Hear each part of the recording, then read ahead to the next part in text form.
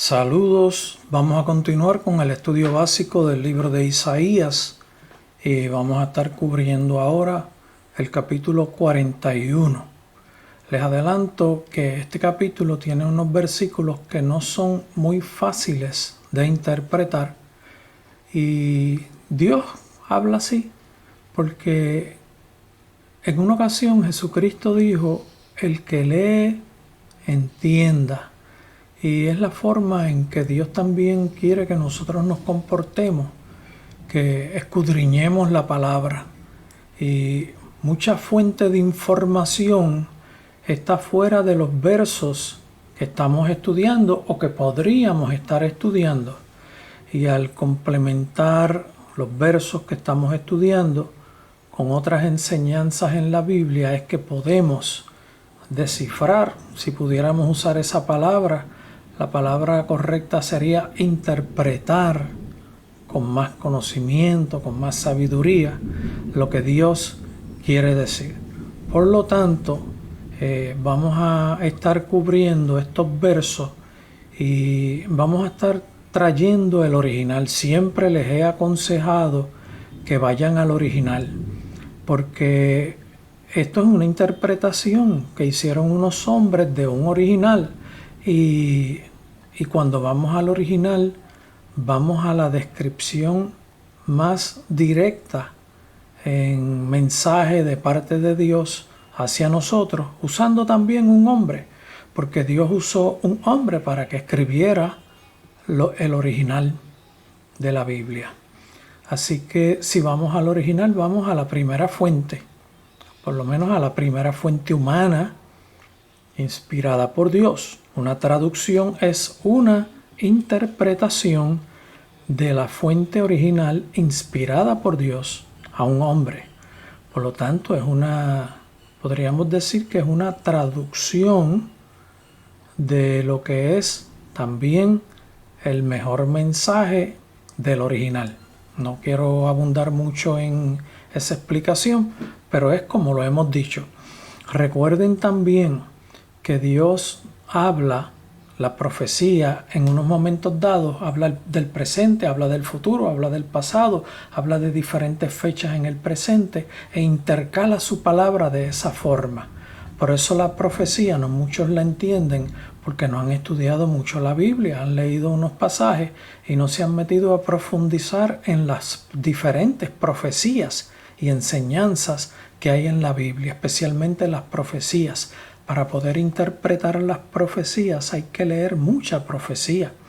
¿Por qué? Porque la profecía, la revelación dentro de la profecía es como un rompecabezas. Imagínese un rompecabezas de 1000 piezas. Y usted lo coloca encima de una mesa y lo coloca con el diagrama hacia arriba y empieza a mirar todas esas piececitas. Y usted mira una, mira la otra y no sabe lo que es. Y ve los colores y esto parece que es de un árbol, pero no era de un árbol, era de otra cosa. Y esto parece que es una casa y no era una casa, era otra cosa. Y al principio usted no puede entender qué parte es de dónde. Lo mismo que la profecía. Muchas ocasiones usted está leyendo algo y no lo entiende, pero cuando junta esa pieza del rompecabezas con otra u otras, empieza a decir: mira, es un árbol. Wow. O puede decir: mira, es una loma, es una montaña, es esto, es lo otro. Y así es la profecía. La profecía no se entiende de forma aislada toda. La mayor parte de la profecía se entiende estudiando la gama amplia de profecías que Dios dio a través de sus siervos, los profetas, y esta escrita. Así que vamos a comenzar con el verso 1 haciendo esa ilustración y vamos a estar yendo al original. Recuerden lo que les he dicho también, que se lo acabo de decir y se lo repito. Esta traducción es una de las mejores. Yo estoy usando Reina Valera del 60. Yo considero a Reina de Valera del 60 una de las más directas al corazón de Dios. Hay otras que las encuentro un poco aguadas, como que pierden la fuerza espiritual con que viene la palabra, un poco diluida, y lo digo con mucho respeto, pero es mi percepción. Y en estos versos que vamos a estar estudiando, en unos cuantos, como en unos 6 o 7 versos dentro del total de los versos que hay en el capítulo 41, algunos de ellos un poquito difícil entender esa traducción de Reina Valera del 60 y me fui al original. Así que voy a estar dándole énfasis al original. Y vamos a comenzar con el verso primero. El verso primero dice en el original, vamos a leer, perdón, en la traducción de Reina Valera. Vamos a leer siempre la traducción y vamos a leer el original. Escuchadme costas y esfuércense los pueblos. Acérquense y entonces hablen. Estemos juntamente a juicio.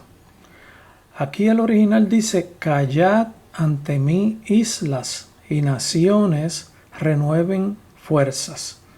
Aquí por costas se refiere el original a islas. Es como abarcando toda la tierra. Toda la tierra. Islas, lo que conocemos ahora como islas, continentes, toda la tierra. Y por eso también menciona y naciones, renueven fuerzas. Aquí lo que quiere decir es acomódense, pónganse fuertes, que vamos a hablar. Vamos a empezar a comentar unas cosas. Voy a compartir con ustedes unas cosas. Acérquense, vengan a mí, dice Jehová. Entonces hablen, estemos juntamente a juicio. Aquí Dios lo que está es haciendo un llamado a los pueblos de la tierra, a todas las naciones, a que dialoguen con Él. ¿Para qué?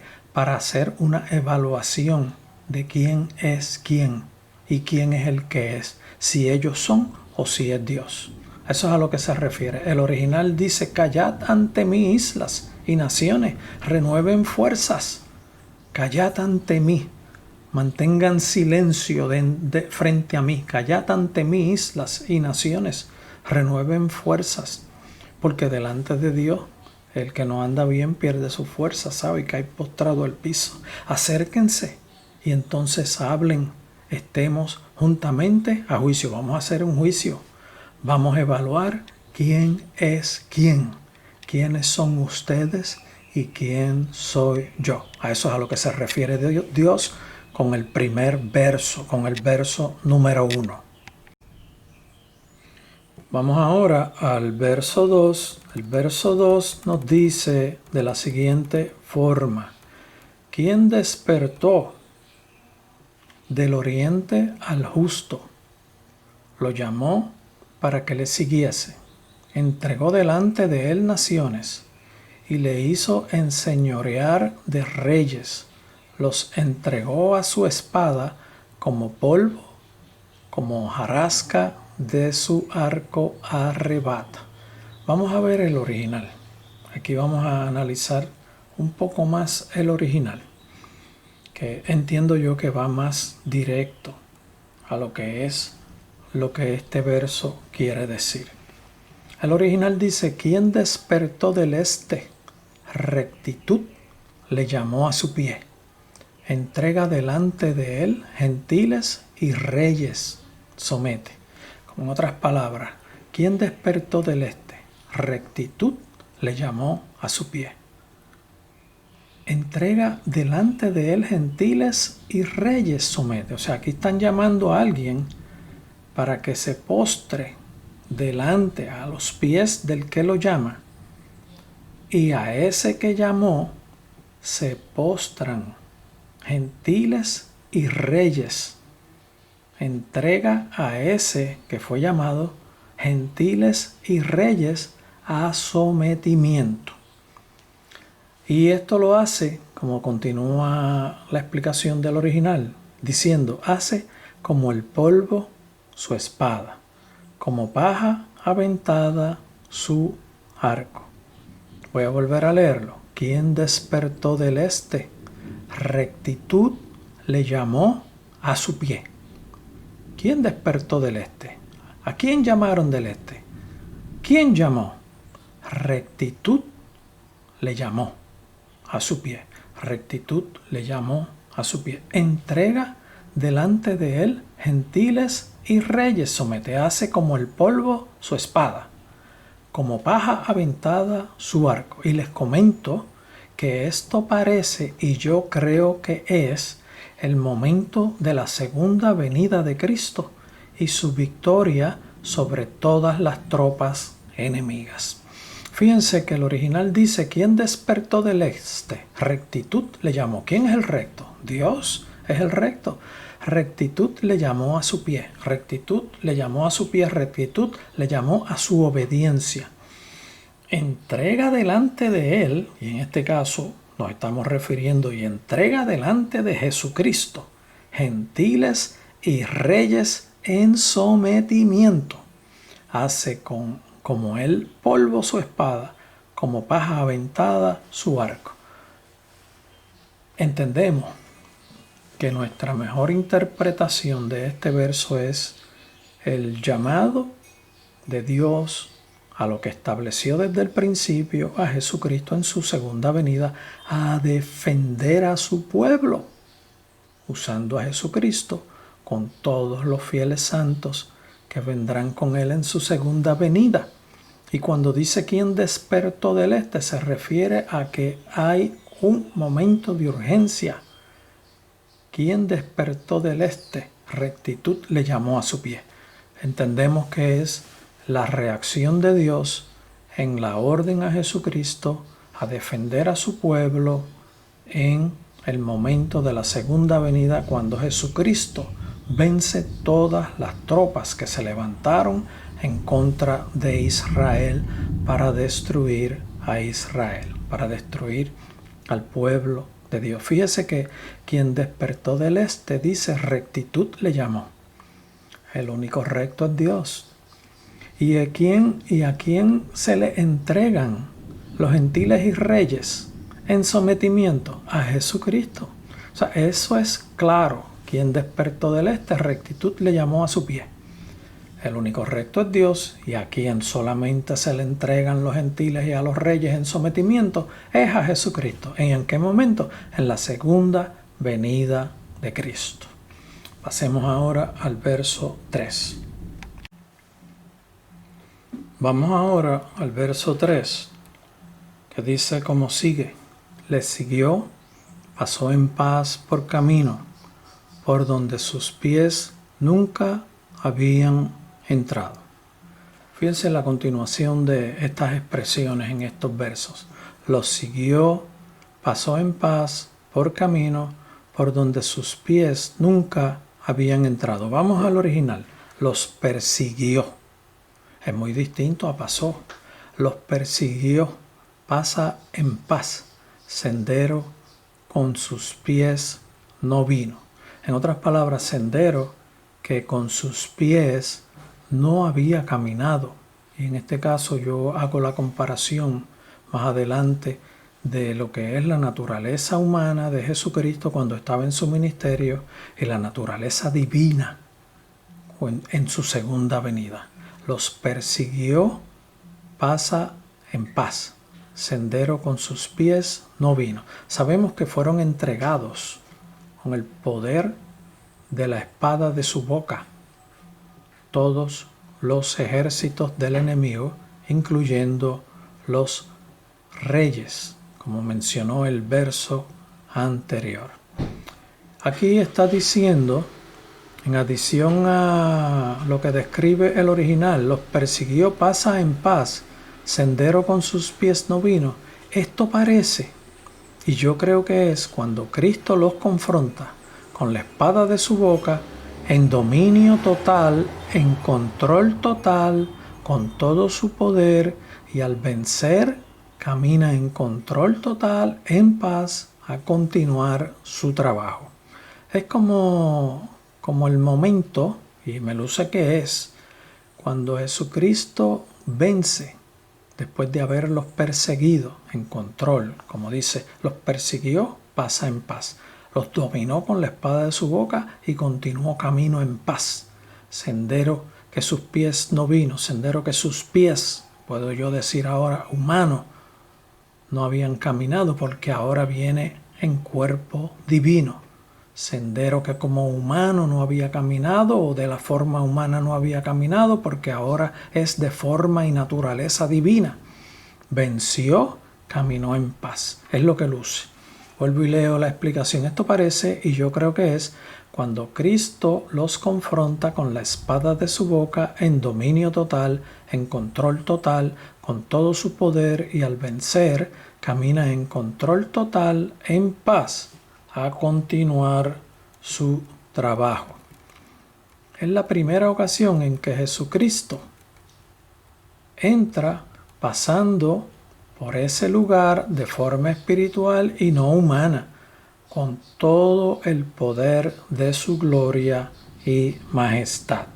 Vamos ahora al verso número 4. El verso número 4 dice como sigue: ¿Quién hizo y realizó esto? ¿Quién llama a las generaciones desde el principio? Yo Jehová, el primero, y yo mismo con los postreros. O sea, ¿quién hizo y realizó esto? Dios, desde el principio. ¿Quién llama a las generaciones desde el principio? ¿Quién establece un plan divino para bregar con los hombres de todas las dispensaciones, de todas las generaciones, desde el principio, desde Adán y Eva hasta la consumación de los tiempos? ¿Quién hizo y realizó esto? ¿Quién llama a las generaciones desde el principio? Y él mismo se contesta: yo Jehová, el primero, y yo mismo con los postreros. Ese es el verso 4. Vamos ahora al verso número 5. El verso número 5 dice de la siguiente forma: las costas vieron y tuvieron temor. Los confines de la tierra se espantaron, se congregaron y vinieron. El original nos lo dice de la siguiente forma: vinieron islas y temieron confines de la tierra, tiemblan, se acercan y vienen. Este luce ser el encuentro de la segunda venida de Cristo, que es un momento en que en otro lugar en la Biblia nos dice: y todo ojo le verá. Los confines de la tierra se espantaron, temieron confines de la tierra, tiemblan, se acercan y vienen. Es una descripción de la conglomeración de las naciones, de la segunda venida de Cristo y de todo lo que acontece sobre el globo terráqueo. Las costas vieron islas y temieron confines de la tierra. Hubo un temor sobre toda la faz de la tierra. Tiemblan, se acercan y vienen. Esto nos luce, como les hemos dicho, ser el encuentro en la segunda venida de Cristo frente a todas las tropas del enemigo. Vamos ahora a pasar al verso número 6. El verso número 6 nos dice: cada cual ayudó a su vecino y a su hermano dijo: esfuérzate. Aquí ahora hay un cambio de mensaje de parte de Dios. Estos versos ahora empiezan a describir la conducta humana, cómo se han comportado los hombres en la búsqueda del poder o del oculto o de lo desconocido. Y aquí Dios empieza a describir cómo se comportaban los hombres. Dice: cada cual ayudó a su vecino y a su hermano dijo: esfuérzate. Se ayudaron unos a otros en las cosas que ellos hacían. Eso no quiere decir que el que se estuvieran ayudando estuvieran haciendo un acto bueno, porque usted puede estar ayudando a alguien en un acto malo. Y eso no es ayudar, eso es hacer daño. El verso 6 dice: cada cual ayudó a su vecino y a su hermano dijo: esfuérzate. El verso número 7: el carpintero animó al platero. y el que alisaba con martillo al que batía en el yunque diciendo, buena está la soldadura, y lo afirmó con clavos para que no se moviese. Pudo haber dicho para que no se cayese. Sí, porque aquí lo que se está refiriendo es a las estatuillas, a los falsos dioses que construían, que forraban con oro y le ponían cadenas de plata y los hacían dioses de ellos para que los guiaran bajo la dirección del enemigo. Lo afirmó con clavos para que no se moviese, pues él no se iba a mover, era para que no se cayera. Y esto es Dios lo que está aquí diciendo, es la conducta de los hombres cuando hacían falsos dioses. Recuerden que este capítulo empezó diciendo, vamos a reunirnos, siéntense, vamos a ver quién es quién, si son ustedes o soy yo. Dios hizo un llamado a un pueblo a que reaccionara y a que pudiera explicarle a Dios, no, tú no eres el Dios, somos nosotros los que sabemos. A ver si alguien podía decir que Dios no era Dios. A ver si alguien podía decir que Dios no tenía poder. A ver si alguien podía decir cómo eran las cosas, dónde estaba la verdad, dónde estaba la revelación. Ninguno podía contestar, ninguno podía contestar. Solo Dios podía establecer todo lo que era cierto y correcto. El verso 8 dice, pero tú Israel, siervo mío eres, tú Jacob, a quien yo escogí. Miren cómo dice el original, pero tú Israel, mi siervo Jacob, que te elegí.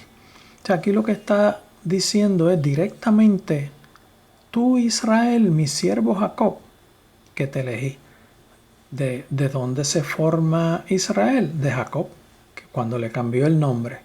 Ahí fue que se empezó a multiplicar el pueblo de Dios con los 12 hijos de Jacob y continuó creciendo hasta multiplicarse como la arena del mar, como las estrellas del cielo que no pueden ser contadas. Pero tú, Israel, siervo mío eres, tú Jacob, a quien yo escogí. No está refiriéndose a Israel, no está refiriéndose a Jacob de forma separada. El original lo presenta como una sola cosa. Pero tú Israel, mi siervo Jacob.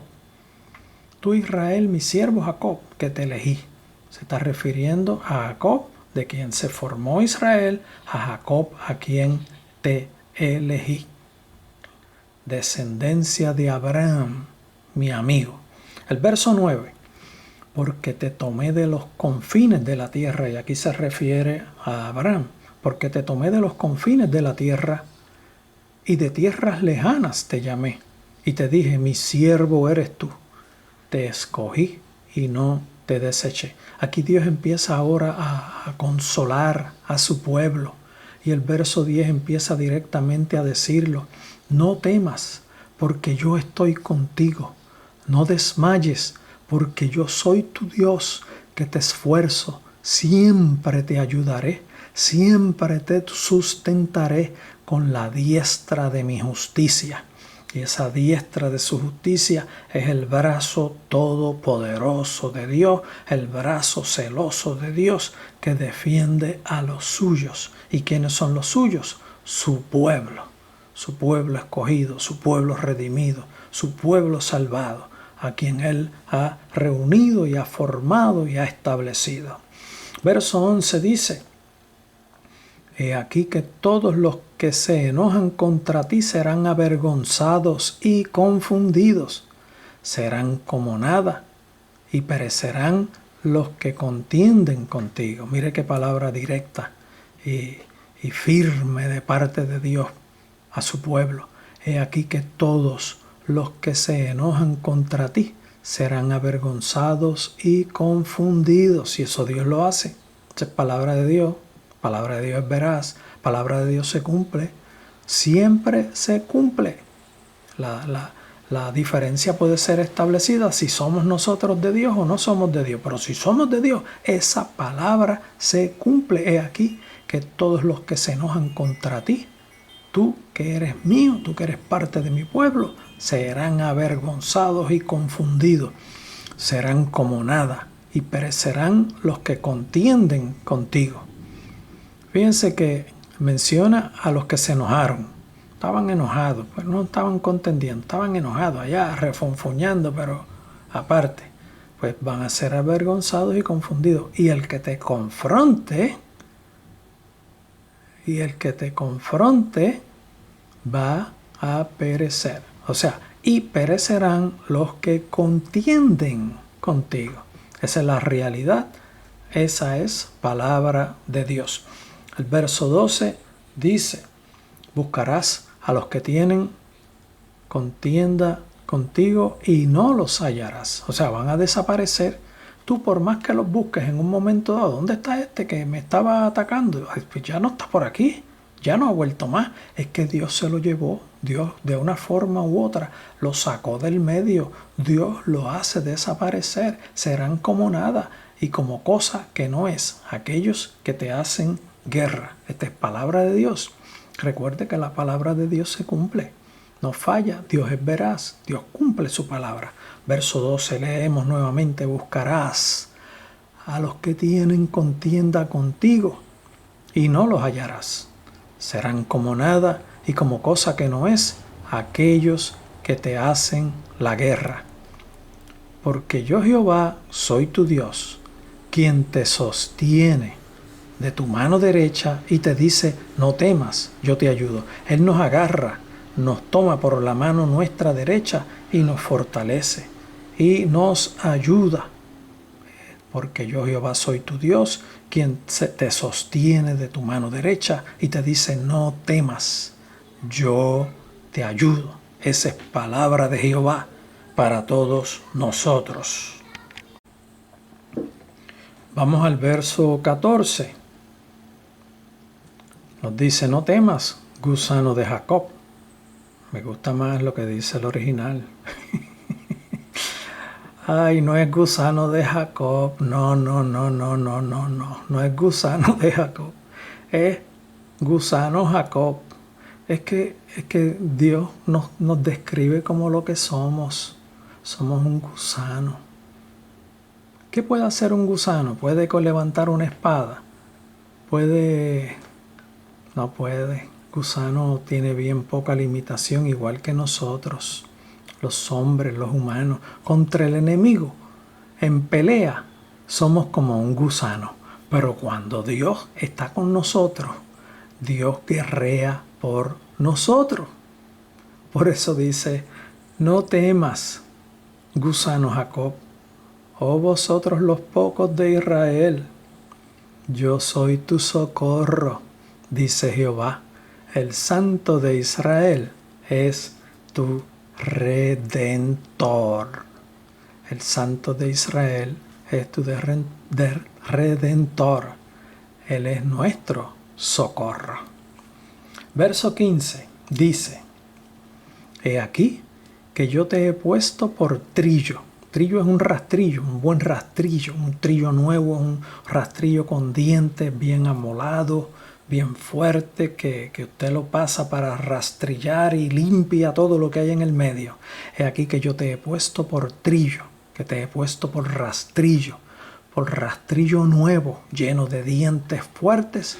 Con ese rastrillo limpiarás montes y los molerás, y los collados reducirás a tamo, y los collados reducirás a polvo, a paja, a pelusa. Limpiarás los montes. Y así es que Dios pone a su pueblo a limpiar todos los montes. Y vamos a ver cómo sigue explicando el verso 16, esa gestión que Dios estableció. Los aventarás y los llevará el viento y los esparcirá el torbellino, pero tú te regocijarás en Jehová, te gloriarás en el Santo de Israel. Aquí cuando dice los aventarás es que limpiará los montes, los llevará el viento, habrá ayuda del viento, los esparcirá el torbellino. Dios se presenta como un torbellino ayudándote a limpiar ese monte, que es trabajo de bendición, de fruto de la tierra. Pero tú te regocijarás en Jehová. Tú sabrás que es Jehová quien te está ayudando. Te regocijarás en el Santo de Israel. Gloria a Dios. Vamos al verso 17 ahora.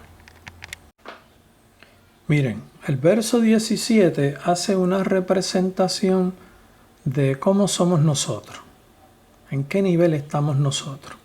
Y aquí el verso 17 empieza diciendo, miren cómo dice, los afligidos y menesterosos buscan las aguas y no las hay. O sea, nosotros, los afligidos, los menesterosos, los despreciados, los humildes, los pobres, buscamos soluciones y no las encontramos.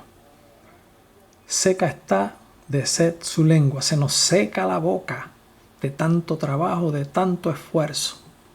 Y miren cómo continúa. Yo Jehová los oiré. Bueno, Él nos va a oír si clamamos. Si clamamos. Yo Jehová los oiré. Yo el Dios de Israel no los desampararé. Dios responde al clamor de su pueblo. Miren nuevamente los afligidos.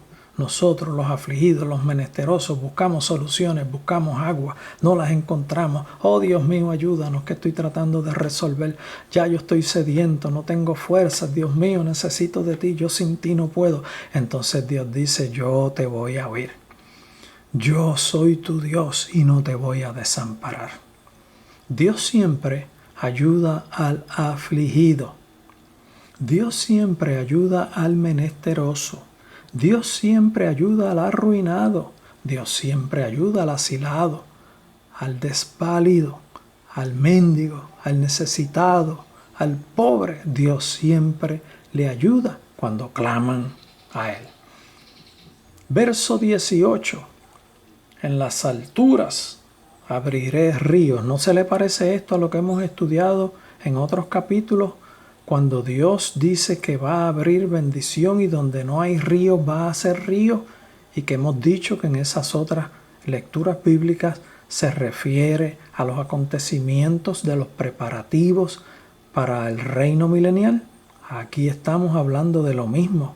O sea que cuando dijimos al principio de este capítulo que entendíamos que se refería al encuentro de Jesucristo en lo que se llama frecuentemente y comúnmente la batalla de Armagedón, aquí hay una explicación de que estamos hablando de esos tiempos, de la preparación de la tierra para ese reino milenial. Aquí Dios abre ríos en las alturas, abre ríos.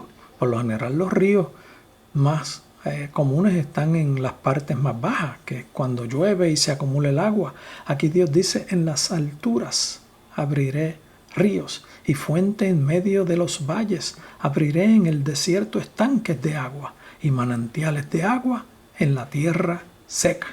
Como mismo hemos leído en otros versos en este mismo libro de Isaías, en otros capítulos, que describe lo mismo, preparativos para el comienzo del reino milenial. Voy a volver a leerlo todo con el verso primeramente.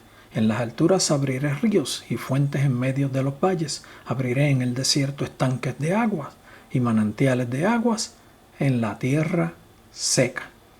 El original dice, abriré sobre eriales ríos. Eriales son terrenos sin cultivar ni labrar, donde no se había cultivado en ningún momento, ni ese terreno se había preparado para nada.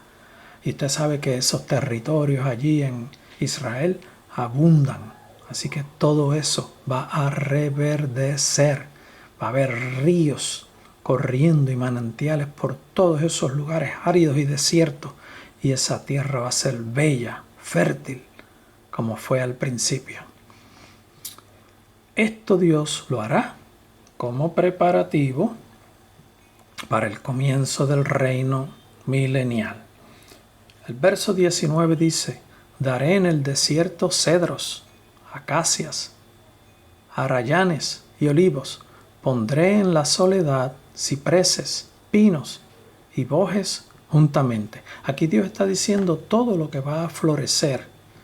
Y Dios lo hará con mano del hombre y Él en su poder lo realizará. Cuando dice el original, cuando dice la traducción de Reina Valera que estamos estudiando, que dice pondré en la soledad, el original dice pondré en el erial. Erial es tierra no cultivada, no labrada, no preparada, no sembrada. Ahí en esos lugares donde no hay nada ahora mismo de vegetación, van a haber cipreses, olivos, arayanes, acacias, cedros, todo eso va a haber. El verso 20 nos dice, para que vean y conozcan y adviertan y entiendan todos que la mano de Jehová hace esto y que el Santo de Israel lo creó. Pues Dios se muestra como el que es. Al principio habíamos dicho que Dios hizo un llamado para que vinieran y entraran en juicio a ver quién es quién es el que es.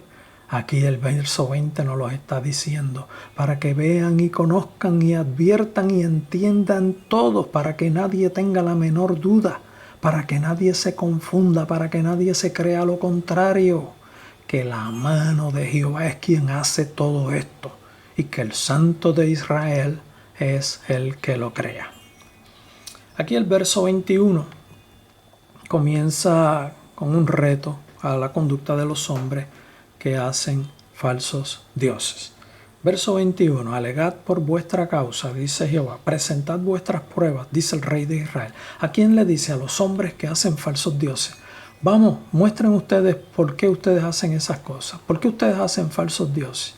Alegad, dejadme saber cuál es la autoridad que ustedes tienen, cuál es el dominio que ustedes logran, cuáles son los logros que ustedes tienen con las cosas que hacen, dice Jehová. Presentad vuestras pruebas, dice el Rey de Jacob.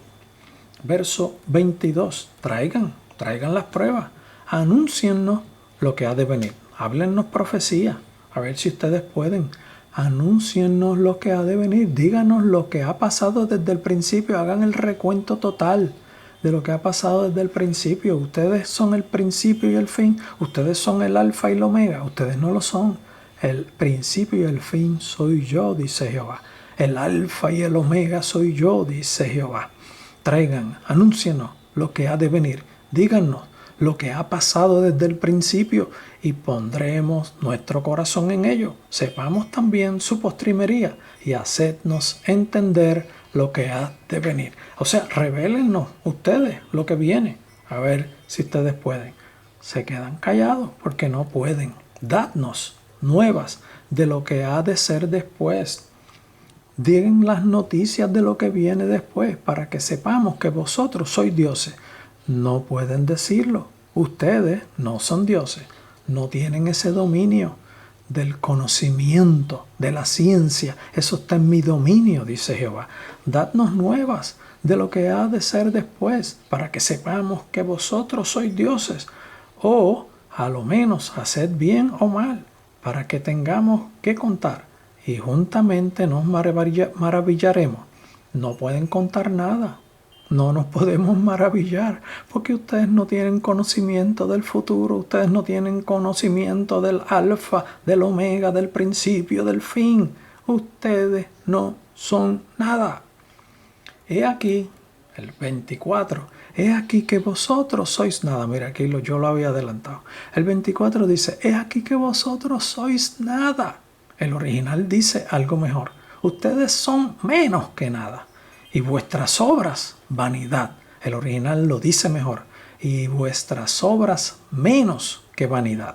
Abominación es el que os escogió. Quien los escogió fue Satanás, a los hombres que los engañó. Se dejaron engañar. El verso 25, aquí hay una revelación. Del norte levantaré a uno, y vendrá del nacimiento del sol, invocará mi nombre, y pisoteará príncipes como lodo, y como pisa el barro el alfarero.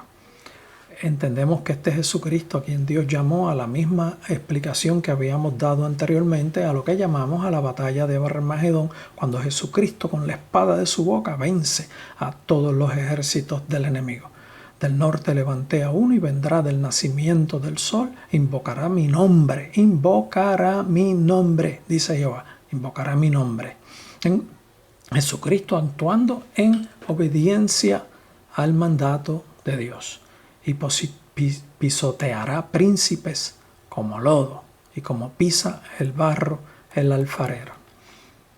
¿Quién lo anunció? Vamos a mover esto de nuevo. ¿Quién lo anunció desde el principio? Para que sepamos, o de tiempo atrás, y diremos, es justo, cierto, no hay quien anuncie, sí, no hay quien enseñe. Ciertamente no hay quien oiga vuestras palabras. Aquí nuevamente se dirige a los obradores de falsos dioses. Nadie puede anunciar desde el principio, nadie puede anunciar desde ningún tiempo. Nadie es justo, cierto, no hay quien anuncie, sí, no hay quien enseñe, ciertamente no hay quien oiga vuestras palabras. Así se muestra. El verso 27, yo soy el primero que he enseñado estas cosas a Sión y a Jerusalén. Daré un mensajero de alegres nuevas, a Jesucristo. Acuérdense que está hablando Isaías aproximadamente unos 700 años antes de Jesucristo. Y aquí Dios está anunciando, yo soy el primero que he enseñado estas cosas a Sión y a Jerusalén. Y yo daré un mensajero de alegres nuevas. Verso 28. Miré y no había ninguno. Y pregunté de estas cosas y ningún consejero hubo. Les pregunté y no respondieron palabra. O sea, Dios insistía en averiguar ustedes que tienen falsos dioses. ¿Hay alguno de ustedes que pueda decir algo, que pueda probar algo, que pueda revelar algo? Ninguno podía. Por eso no había ninguno. Dios miró y no encontró a ninguno. Y pregunté de estas cosas y ningún consejero hubo. Nadie pudo aconsejar. Les pregunté y no respondieron palabra. No tenían contestación a las preguntas de Dios porque no son dioses. Verso 29 dice, he aquí, todos son vanidad. El original dice, he aquí, todos son iniquidad. Y las obras de ellos, nada. Viento y vanidad son sus imágenes fundidas. Aquí el reto que Dios les lanzó cuando en el principio del capítulo los llamó a juicio, a que demostraran su defensa.